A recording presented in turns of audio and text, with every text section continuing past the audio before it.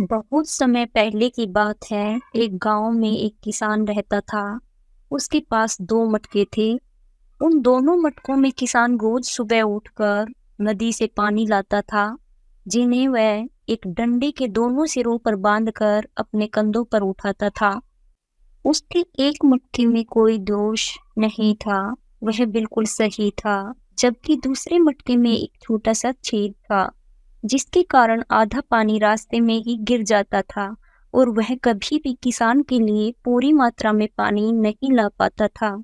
सही मटके को अपने ऊपर बहुत घमंड था और वह सुराख वाले मटके पर ताने मारता रहता था। वह कहता था, तुम किसी काम के नहीं हो, तुम आधा पानी रास्ते में ही गिरा देते हो। सुराख वाले मटके के मन में यह बात बैठ गई, जिसके कारण वह बहुत दुखी रहने लगा। एक दिन मटके ने किसान से कहा, मालिक, मैं आपकी मदद नहीं कर पा रहा हूँ। मेरे सुराख के कारण आधा पानी रास्ते में ही गिर जाता है। मुझे लगता है मैं बेकार हूँ। अब आपको कोई और मटका ले लेना चाहिए ताकि आपकी मेहनत सफल हो सके। किसान हंसकर बोला, तुम क्यों दुखी हो? तुम्हारा पानी ही तो मेरी बगिया को हरा भरा बनाता है। मटके ने हैरान होकर पूछा, कैसे? किसान ने कहा, तुम्हारे सुराख से जो पानी गिरता है, यह बगिया के रास्ते के किनारे के फूलों को सींचता है।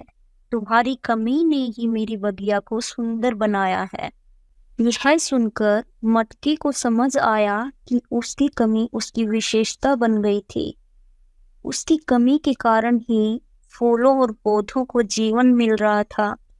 तो दोस्तों, इस कहानी से शिक्षा मिलती है कि हमें हमारी कमियों और कमजोरियों को स्वीकार करना चाहिए।